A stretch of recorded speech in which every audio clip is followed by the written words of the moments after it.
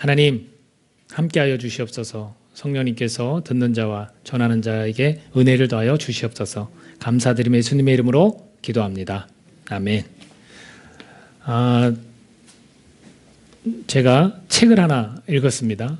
그 책은 우리 아내가 선물로 받은 그런 책인데 잠깐 이렇게 제가 들춰봤어요. 책을. 근데 그 책 제목이 초롱이와 하나님. 웹툰 작가가 쓴 글입니다. 초롱이와 하나님인데 거기 중에서 한 대목을 제가 읽어드리겠습니다. 나는 나를 위로해줄, 나를 알아줄 누군가가 너무 필요했었다. 세상은 왜 이리 차갑고 나에 대해 기대가 높은지 나에게 손가락질하고 평가하기에 바빴다. 그런데 오직 한 분, 나를 향해 손가락질이 아닌 손가락을 모두 펴고 큰 선과 팔로 안으시는 분, 바로 예수님이었다. 돈, 명예 혹은 나 자신 때문에 그 사랑을 내가 어떻게 배신할 수 있을까? 어디 있지? 나는 그 사랑을 찾기 위해 세상에서 오랫동안 찾고 실망하고 가벼움에 상처받고 또 다른 것을 찾아 나서길 반복했었다. 그런데 예수님의 사랑을 알고 난 뒤 나는 세상에서 사랑을 찾아 헤매는 방황을 멈추었다. 그리고 나는 예수님을 따르기로 결정했다. 이 초롱이라는 작가는 이제 목회자 자녀인 것 같아요. 근데 대학교 4학년 때 우울증을 앓았어요. 그리고 좀 가난했었나 봐요. 삼각김밥 하나로 하루를 때운 적이 있었다고 합니다. 그런 우울증과 그런 배고픔 속에서 지낼 때 하나님은 어디 계시지? 라는 질문을 던졌다고 해요. 그런데 그랬던 자매가 예수님이 그 자매를 만나 주셨습니다. 그래서 더 이상은 그런 삶을 살지 않고 있다고 합니다. 그래서 이제 그림도 그려서 자기의 어려운 또 하나님과의 그 관계 속에서 힘들었던 것들을 그림으로 풀어내고 그 그림 옆에 이런 글들을 써서 책을 이렇게 출간해서 또 저도 그 책을 잠깐은 이렇게 보게 된 겁니다.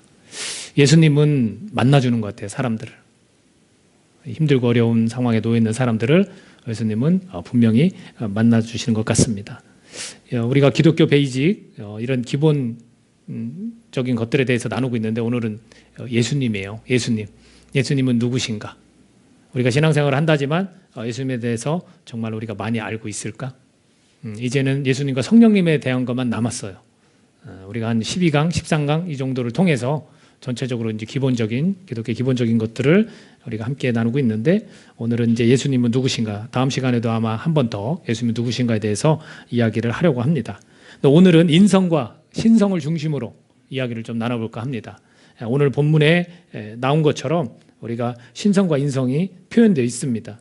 우리가 읽은 이 본문 속에서 먼저 어떤 이야기를 증언하러 온 사람이 있는데 그게 누구냐면 침례 요한이고 그리고 나는 빛이 아니고 이 빛에 대해서 증거하러 왔다 이렇게 표현했고 참빛이다. 내가 전하려고 하는 사람은 참빛이다.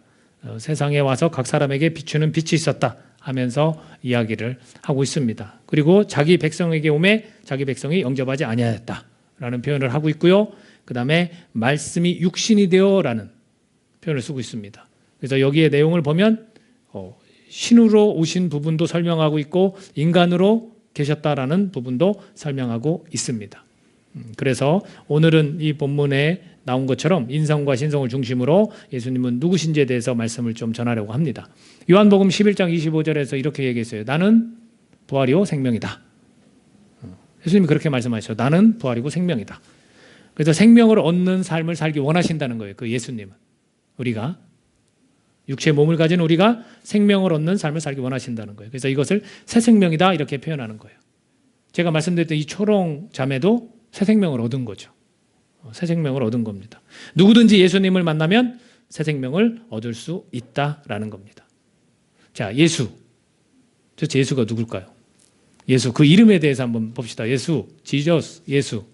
예수는 구약에서는 여호수아, 예수아. 이것이 헬라적 형태로 나타난 게 예수예요. 그래서 구원하다 이런 뜻을 가지고 있는 여호수아나 예수아 다 구원하다 이런 뜻을 가지고 있고 예수는 구원자, 구원하다라는 뜻을 가지고 있는 이름입니다. 그러니까 예수가 구원자인 거예요. 그래서 지저스 이렇게도 부르잖아요. 또 크라이스트, 그리스도는 뭘까? 기름 부음 받은 자. 기름 부음 받은 자. 구약에 보면 선지자나 또는 이제 왕 또 제사장에게 기름을 부어서 세웠어요. 그래서 예수님을 뭐라고 표현하냐면 기름 부음을 받은 자. 그래서 또는 선지자라고도 부르고 왕이라고도 부르고 제사장이라도 부른다. 이래서 이 역할들을 다 예수님이 사실은 다 감당하고 계신 거예요. 그래서 그리스도, 그래서 예수 그리스도 이렇게 이제 우리가 부르고 있고요. 그리고 예수님이 자기 자신을 부른 이름이 있어요. Son of Man. 이거는 뭐냐면 인자예요, 인자. 사람의 아들. 자기를 그렇게 불렀어요. 나는 인자다. 그 인자는 다니엘서 7장 13절을 근거로 해서 예수님이 자신에게 적용했던 가장 통상적인 보편적인 이름이라는 거예요. 그러니까 인성을 좀 나타내는 거, 인자다. 또 하나가 뭐예요? 하나님의 아들이다. Son of God. 하나님의 아들이다. 이렇게 또 표현을 했어요. 하나님의 아들이라는 건 뭐예요? 일단 탄생의 비밀이 있어요. 그죠? 정상적인 남녀 관계에서 태어난 게 아니에요. 성령으로 잉태됐어요. 그죠? 그것만 봐도 신성이 좀 느껴지죠. 어떻게 정상적인 사람, 부부 서로 잠자리를 하지 않았는데 어떻게 아이를 뵐 수 있을까? 이런 부분들. 그래서 자기 자신을 하나님의 아들이라고 했을 때는 자기 자신이 하나님이다 라는 표현이죠. 그리고 또 뭐라고 불렀냐면 Lord, 주 이렇게 불렀어요. 그죠? 주라고. 그것은 뭐냐면 그 당시의 존칭어로서 예수님께 적용했던 거예요. 예를 들면 우리가 선생님 하고 이렇게 좀 높여주잖아요. 누구를 만나면 그런 것처럼 주요 이렇게 뭐 주라고 이렇게 표현을 했던 건데 이것이 좀 바뀌었죠. 부활 사건 이후에 교회의 주인이고 그리고 통치자 되시는 그리스도를 의미하게 된 겁니다. 또한 하나님께 대한 명칭으로도 그렇게 쓰이고 있는 거죠. 그래서 이런 이름을 가진 게 예수님이에요. 자, 이제 예수님의 신성에 대해서 한번 나눠보도록 하겠습니다. 자, 예수님의 신성. 우리는 둘 중에 하나를 선택해야 돼요. 예수님이 하나님이든지 아니든지. 그렇죠? 자, 구약을 먼저 보겠습니다. 이사야서 9장 6절 좀 같이 읽겠습니다. 이사야서 9장 6절 시작. 이는 한 아기가 우리에게 낳고 한 아들을 우리에게 주신 바 되었는데 그의 어깨에는 정사를 메었고 그의 이름은 기묘자라 모사라 전능하신 하나님이라 영존하시는 아버지라 평강의 왕이라 할 것임이라. 이렇게 되어 있습니다. 이사야서 9장 6절에서 전능하신 하나님, 영존하신 아버지, 평강의 왕. 근데 그가 한 아들을 우리에게 주셨고 한 아기가 우리에게 낳았다. 이렇게 표현하고 있습니다. 자, 또 다른 구절 한 번 더 읽어볼까요? 신성에 대해서 예수님의 신성에 대해 표현한 거 미가서 5장 2절. 미가서 5장 2절 시작. 베들레헴 에브라다야 너는 유다 족속 중에 작을지라도 이스라엘을 다스릴 자가 내게서 내게로 나올 것이라. 그의 근본은 상고에 영원에 있느니라. 자, 베들레헴에서 태어나는 그 일들을 이야기하면서 그의 근본은 뭐라고 하냐면 상고에 아주 옛날에 있었다는 거예요. 영원에 있었다는 거예요. 그렇게 표현을 하고 있습니다. 자, 이제 신약으로 가보겠습니다. 신약에 가보면 예수님에 대해서 또 우리가 알 수 있는 신성에 대해서 알 수 있는 부분들이 있습니다. 마태복음 26장 63절에서 64절입니다. 마태복음 26장 63절에서 64절 같이 읽습니다. 시작. 예수께서 침묵하시거늘 대제사장이 이르되 내가 너로 살아계신 하나님께 맹세하노니 내가 하나님의 아들 그리스도인지 우리에게 말하라. 예수께서 이르시되 내가 말하였느니라. 그러나 내가 너에게 이르노니 이후에 인자가 권능의 우편에 앉아있는 것과 하늘 구름을 타고 오는 것을 너희가 보리라 하시니. 자, 이제 사람들이 궁금해서 이런 질문을 했을 때 내가 하나님의 아들 그리스도인지 우리에게 말하라 하니까 네가 말했다. 그럼 맞다는 얘기잖아요. 그죠? 하나님의 나는 아들이다. 그리고 이후에 인자가 권능의 우편에 앉아있는 것과 하늘 구름을 타고 오는 것을 너희가 볼 것이다 라는 거죠. 우리 사람이 어떻게 이 구름을 타고 우리가 올 수 있습니까?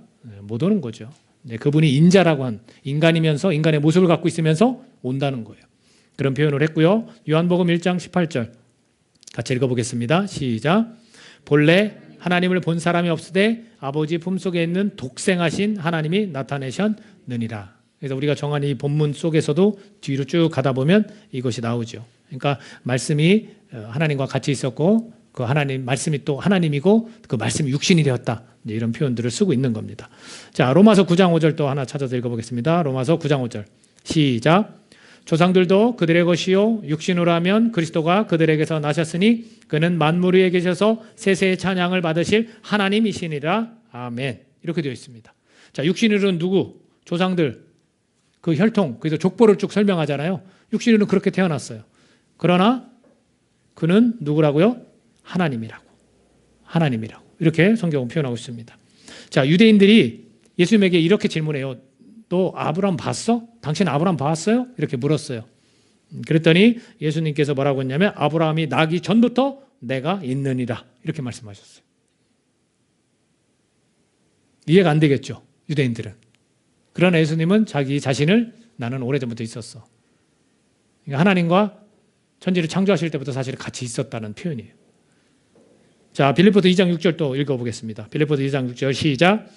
그는 근본 하나님의 본체시나 하나님과 동등됨을 취할 것으로 여기지 아니하시고. 자, 하나님과 같은 동등됨을 갖고 있었다는 거예요. 그러나 그걸 취할 것으로 여기지 않으셨다는 거야. 골로새서 2장 9절 한 번 더 읽겠습니다. 골로새 2장 9절 시작. 그 안에는 신성의 모든 충만이 육체로 거하시고. 와, 신성의 모든 충만이 육체 가운데 있다라는 표현을 하고 있습니다. 자, 이 구약과 신약에서 예수님의 그 신성을 이렇게 표현을 했거든요. 이거보다 더 많아요, 사실은. 근데 이렇게 몇 가지를 우리가 찾아서 이걸 읽어보니까 그 예수님께서 오셔서 하셨던 그 기적들 있잖아요. 이적들 있잖아요. 죽은 자를 막 살리시는, 병을 낫게 하시는, 귀신을 쫓는. 근데 이런 것들이 다 모두 이해가 되는 거예요. 왜? 몸은 육체지만 그가 하나님의 아들이고 하나님이시기 때문에 그게 이해가 되는 거예요. 당연한 거 아닙니까? 근데 초기 교회 때 이단들이 뭘 가지고 논쟁을 했냐면 인성은 인정할 수 있어. 그러나 신성은 아니야. 그래서 심지어 어떤 이단들은 반신이다, 반만기다 이렇게 또 이야기했어요. 수두룩한 사람들이 그렇게 말을 했습니다. 뭐 오늘날에도 이단은 아니다 할지라도 믿지 않는 자들 속에서는 어떻게 그 사람이 신이 될 수 있어? 이렇게 이야기할 수 있잖아요. 그러나 오늘 예수님을 믿는다고 하는 사람들은 성경에서 이렇게 예수님에 관해서 이야기하는 것을 우리가 들어야 되는 거예요. 자, 다음 부분은 인성이에요. 인성. 그냥 인간. 근데 이 인간은 완전한 인간이셨다는 거예요. 완전한 인간이셨다는 거. 마태복음 1장 18절 같이 읽어볼까요? 마태복음 1장 18절 시작.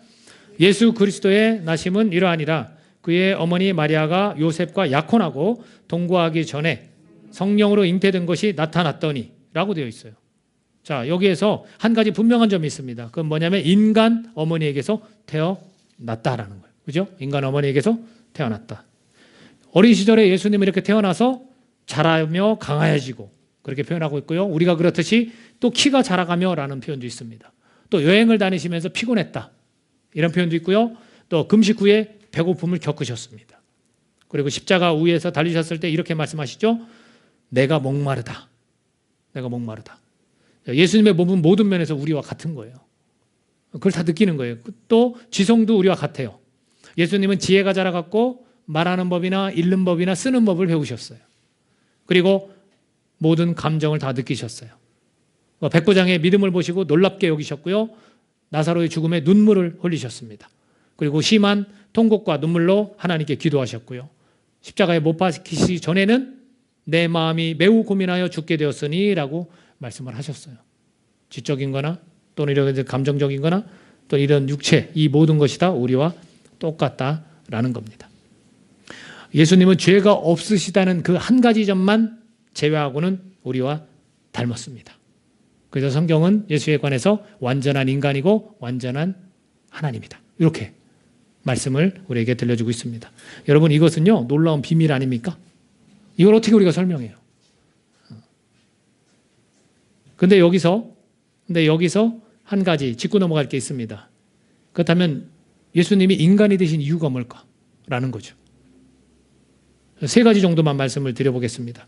우선 우리와 똑같은 몸을 갖고 계시지만 죄가 없으셨어요. 그죠? 그래서 그분을 깨끗하고 또 거룩한 분이다 이렇게 표현을 합니다. 그래서 바울도 베드로도 요한도 그렇게 이야기하고 있어요. 바울은 고린도서 5장 21절에서 이렇게 말해요. 하나님이 죄를 알지도 못하신 이를 우리를 대신하여 죄로 삼으신 것은 이렇게. 죄를 알지도 못하는 분인데 죄를 삼으셨다고 표현했고 베드로도 베드로전서 2장 22절에서 그는 죄를 범하지 아니하시고 그 입에 거짓도 없으시며 라고 그렇게 말씀하고 있고요. 요한에서 3장 5절에서 요한은 그에게는 죄가 없느니라 이렇게 말씀하고 있습니다. 죄 많은 우리의 그 인성 때문에 거룩하시고 깨끗하신 그 예수님이 인간이 되신 거라는 거예요. 대속을 위해서 그렇습니다. 대속을 위해서. 그래서 히브리서 기자는 같이 한번 읽어볼까요? 2장 17절입니다. 히브리서 2장 17절 같이 읽겠습니다. 시작. 그러므로 그가 범사의 형제들과 같이 되심이 마땅하도다. 이는 하나님의 일에 자비하고 신실한 대제사장이 되어 백성의 죄를 속량하려 하심이라. 자, 예수님께서 인간이 되신 이유가 세 가지로 말씀드린다는데 그 첫 번째가 뭐냐면 대속을 위해서 그런 거예요.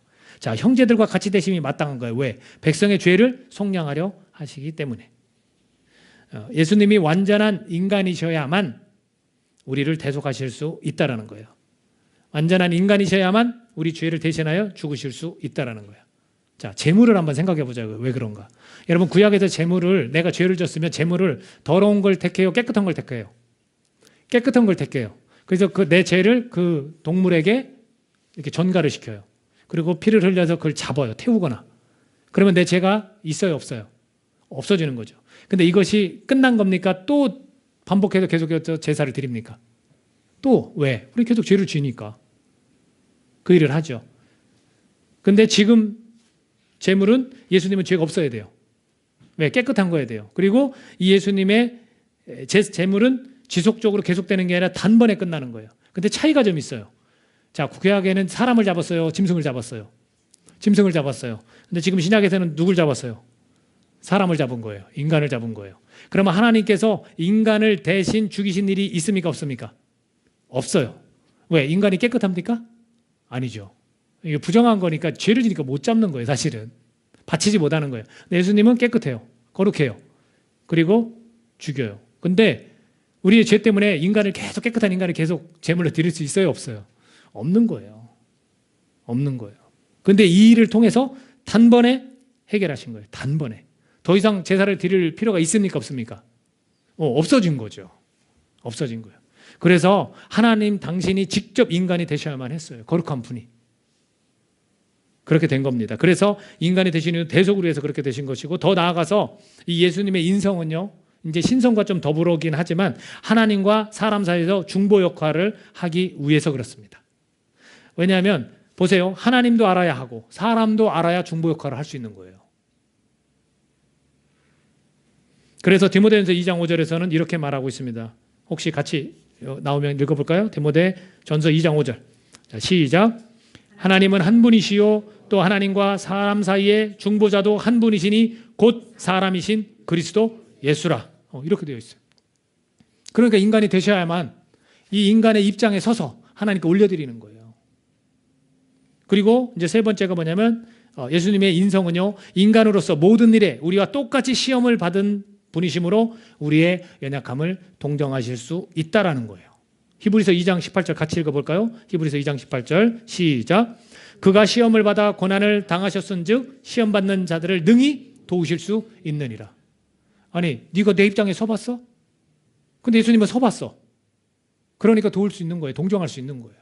그것 때문에 주님은 인간의 몸을 입고 이 땅에 오신 겁니다. 연약함을 동정하시려고.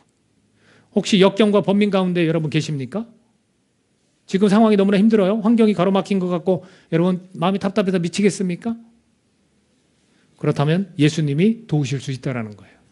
나의 연약함을 주님께서 동정해 주실 수 있다는 거예요. 여러분, 이 성경 말씀에 뭐라고 표현되냐면 능히 도우실 수 있다는 거예요. 아, 이 말 참 은혜더라고요. 능히 버섯? 아니잖아요. 능히는 뭡니까? 예? 능히가 뭐예요? 막힘없이 돕는다는 거예요. 그리고 이렇게 저는 느꼈어요. 돕고도 남는다. 이건 뭐 100% 이상이에요. 그렇죠? 능히 도우실 수 있다. 여러분 지금 그런 힘든 상황이 있다면 제가 믿음이 뭐라고 말씀드렸냐면 기대는 거예요. 누구한테 기대는 거예요? 연약한 인간을 동정하시는 예수님께 기대는 겁니다. 여러분 지금 상황이 너무나 힘드십니까? 고통스러워요? 기대십시오. 예수님께 기대세요.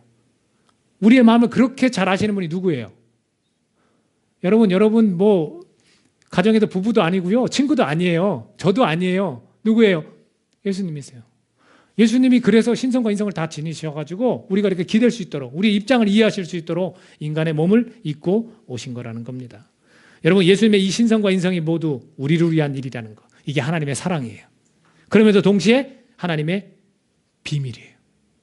근데 재밌어. 비밀이 우리가 몰라야 되잖아요. 근데 이렇게 알려주시는 거예요. 알아차릴 수 있는 비밀이고 우리가 마음으로 받아들일 수 있는 비밀이에요. 그분의 신성과 인성에 대해 이렇게 설명을 해주는데 우리 이걸 모른단 말이에요. 아니, 알아차릴 수 있어요. 그리고 이 마음으로 그걸 받아들일 수 있도록 해주신다는 거예요. 지금까지 말씀드린 것을 제가 정리를 하면, 이 신성과 인성을 정리를 하면 높아지심과 낮아짐으로 말할 수 있어요. 이것도 다 나온 거예요. 우리 다 듣고 있는 거예요. 보십시오. 낮아지심, 이건 인성이잖아요. 그러면 낮아지셨어요. 그 높으신 영광을 버리고, 하늘 영광을 버리고 낮아지셨어요. 그걸 성육신이라고 그래요. 신학적 용어로 성육신. 그죠? 그 성육신. 그리고 고난. 여러분, 고난이 최후의 고난만이 아니에요. 십자가에서 그분이 고난당하셨다, 고통당하셨다, 이것만이 아니에요. 사실 그 공생의 기간을 살펴보면 다 고난이었어요. 사탄이 공격을 했고요. 그리고 그분의 백성이 예수님을 배반해서, 심지어 가까이 지내는 제자들까지도 배반했어요. 그리고 대적들은 예수님을 괴롭혔어요. 그리고 불의한 세상에 의해서 억압받으셨고요. 또 자기에게 지워진 죄짐에 의해서 눌림을 받으셨어요. 그냥 그 공생의 자체가 다 고난이셨어요. 그게 낮아지신 거예요. 그리고 죽으셨어요. 이 죽음이 사실 영광스러운 것 같지만 로마의 그 십자가 형벌을 받으심으로 우리를 위해서 저주를 대신 지신 거예요. 신명기에 말씀하고 있죠. 저주받은 자들이 그렇게 십자가에 달리는 거거든요. 그러니까 우리 때문에, 우리 죄 때문에 저주받으신 거예요. 그런 죽음으로 사명을 다하신 거예요. 이 낮아지심, 성육심과 고난과 죽으심, 그리고 높아지심, 이거 신성이에요. 신성. 높아지셨어. 부활하셨어요. 죽고 끝난 게 아니라, 인간의 그 인성만 가져서 죽고 끝난 게 아니라 신성이 있기 때문에 하나님이 살리셔서 부활하셨어. 그리고서 어떻게 하늘로 올라가셨어요. 승천하셨어요. 그리고 하나님의 우편에 앉으시고 다시 오신다고 그랬어요. 재림한다고 그랬어요. 이게 다 높아지심이에요. 신성을 가지신 거예요. 여러분, 재림 때 산자와 죽은 자를 심판하러 오신다. 영광스러운 육체의 모습으로 오실 것이다 라고 말씀하시는 거예요. 여러분, 이 낮아지심과 이 높아지심이 결국 누구를 위한 겁니까? 우리예요, 우리. 이 인성과 신성은 결국 우리를 위한 거예요. 우리 모두를 위한 일을 하신 거예요. 그래서 구원자 되시고, 그리고 영생을, 영원한 생명을 주시는 분으로 그렇게 우리 곁에 오신 겁니다. 여러분, 예수님이 누구십니까? 하나님의 아들이시며 인간이십니다. 우리 이걸 믿어야 돼요. 신성과 인성은 우리를 위한 것이었어요. 여러분, 인성은 뭐예요? 우리의 마음을 아시는 거예요. 우리를 동정하시는 거. 우리의 연약함을 아시기 때문에 우리의 마음을 아시고, 신성은 뭐예요? 우리의 질병, 우리의 육체의 질병들을 고치시고, 또 마음의 그 고통을 치유하시는 거예요. 그래서 우리의 모든 문제를 다 해결해 주시는 거예요. 그분은 그저 인간으로만 본다면 너나 나나 뭘 해결해 줘. 그럴 수 있지만 그분의 이 신성 때문에, 이 높아지심 때문에 우리가 기댈 수 있는 겁니다. 그리고 우리의 마음, 사실 누가 이해해 줘요? 그분의 인성 때문에 우리를 이해해 주시고 우리를 치유해 주시는 겁니다. 이렇기 때문에 예수님은 사람들을 만나 주시는 거예요. 이런 분위기 때문에 만나 주실 수 있는 거예요. 여러분, 누가복음 19장에 가보면 삭개오라는 사람이 나옵니다. 근데 그 삭개오라는 사람을 예수님이 만나 주셔요. 뭐라고 하냐면, 삭개오야, 키가 작기 때문에 막 뽕나무에 올라가서 그분이 누군가 보다가 예수님이 보시고, 삭개오야, 내려오너라. 내 집에 오늘 묵어야겠다. 그렇게 말씀해 주셨어요. 삭개오는 그저 궁금해서 본 것뿐인데 예수님은 보고 만나 주셨어요. 그 사람들은 뭐라고 표현했냐면, 야, 죄인의 집에 들어간다. 그러니까 애초에 삭개오를 죄인이라고 정죄하는 거예요. 아무도 이해해 주지 않았고요. 만나주지 않았어요. 근데 그 삭개오는 돈이 많았어요. 왜냐하면 세리도 아니고 세리장이었기 때문에 돈이 많았어요. 부유했어요. 근데 만족할 수 없는 무언가가 있었던 거죠. 근데 예수님이 만나주시니까 어떤 고백을 하냐면, 소유의 절반을 가난한 사람들에게 주겠습니다. 이런 고백이 그냥 절로 나오는 거예요. 물질보다 더 가치 있는 것을 예수님을 만남으로 얻은 겁니다. 예수님이 그렇게 만나주시는 거예요.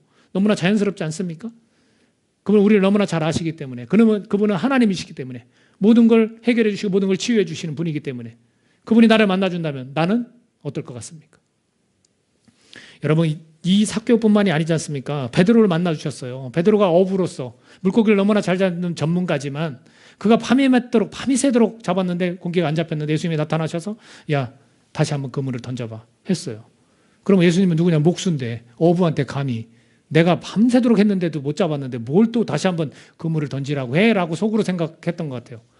겉으로는 얘기를 안 했지만 뭐라고 했냐면 그저 제가 그냥 이렇게 노력을 했습니다. 근데 아무것도 없었습니다. 그러나 우리 선생님의 말씀에 의지해서 내가 한 번 더 던져보겠습니다. 근데 고기가 잡혔어요? 안 잡혔어요? 어마어마하게 잡혔죠. 그래서 동료들한테 불러서 빨리 와서 이거 다 건지자고 배 양쪽 다 모두 배 꽉 찼어요. 그리고 나서 뭐라고 했냐면 나는 죄인이로소이다. 나는 죄인입니다. 예수님을 만나고 났더니 죄에 대한 자각이 일어났어요. 나 죄인이구나. 나를 떠나십시오. 근데 그런 사람을 택하셔서 만나주셔서 계속 제자로 양육했는데 예수님을 끝내는 부인하고 3번이나 부인하고 그랬음에도 부활해서 예수님 어떻게 다시 만나주셨잖아요. 그래서 베드로가 위대한 순교자가 되는 거예요.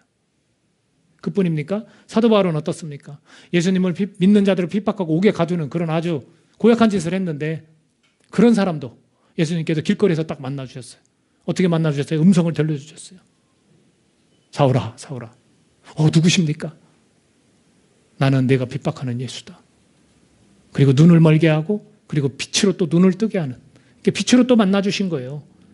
핍박하던 자였음에도 불구하고 음성으로 빛으로 예수님은 사울을 만나주셔서 바울이 되게 해서 위대한 선교 사역을 감당하게 하셨습니다. 저도 그랬어요. 저도 만나주셨어요. 저 같은 자도 만나주셨어요. 그래서 저 같은 자를 만나주셔서 예수님이 제 곁에서 위로해 주셨어요. 정말로 한 번도 받아보지 못한 위로를 전 받았어요. 제 이 속마음을 정말 사람들은 모르더라고요. 근데 예수님이 아시더라고요. 그 위로에 녹아졌어요. 그리고 제 내면에 어둠이 있었거든요. 근데 그분의 빛으로 이 내면의 어둠을 쫙 다 몰아내 주셨어요. 그러니까 막 자유가 생기더라고요. 기쁨이 생기더라고요. 그리고 눈물을 흘리게 하셨어요. 그리고 눈물로 이제는 고백했어요. 나를 용서해 주시니 감사합니다. 그렇게 만나주셨어요. 여러분 놀랍지 않습니까? 예수님 만나주시면 그 변화되었다는 이 사실이 기적인 거예요. 예수님은 오늘 우리도 만나줄 수 있습니다. 제가 마지막으로 가람이 할아버지 소식을 전하고 말씀을 마치도록 하겠습니다. 우리가 가람이 외할아버지를 위해서 기도하죠. 그죠? 그래서 아까 우리 기도 시간에 말씀드렸지만 암덩어리가 줄어들었고 복수가 다 들어갔어요. 그리고 이제 항암치를 더 받으셔야 할 거예요. 7번 받으셨지만 더 받으셔야 할 거예요. 근데 그 소식 말고 다른 소식을 들었어요. 가람이 할아버지가 교회에 나가세요. 왜 아멘도 안 해? 다 기도해놓고. 그 육신은 별거 아니지만 그 영혼이 지금 교회에 나가서 예수님 만나주실 가능성이 높아졌어요? 낮아졌어요? 새벽 기도도 나가신대요. 그거는 잠이 없으셔서 그런 거예요. 잠이 없으셔서 가신다는데 이런 말씀 하신대요.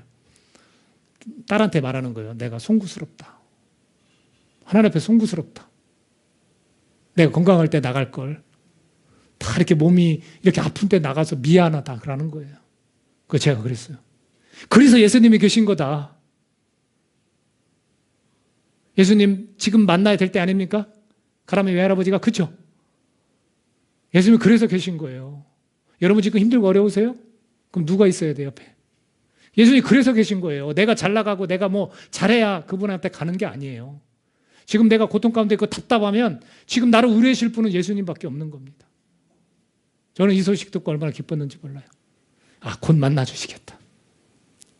곧 영원한 생명을 얻겠다. 저와 여러분이 이런 조금 어려운 얘기였던 것 같지만 신성과 이 인성을 우리가 다 받아들이고 이 비밀을 좀 우리에게 알려주신 것에 대해 기뻐하면서 지금 나에게 필요한 거는 나를 만나주시는 예수님이라는 거.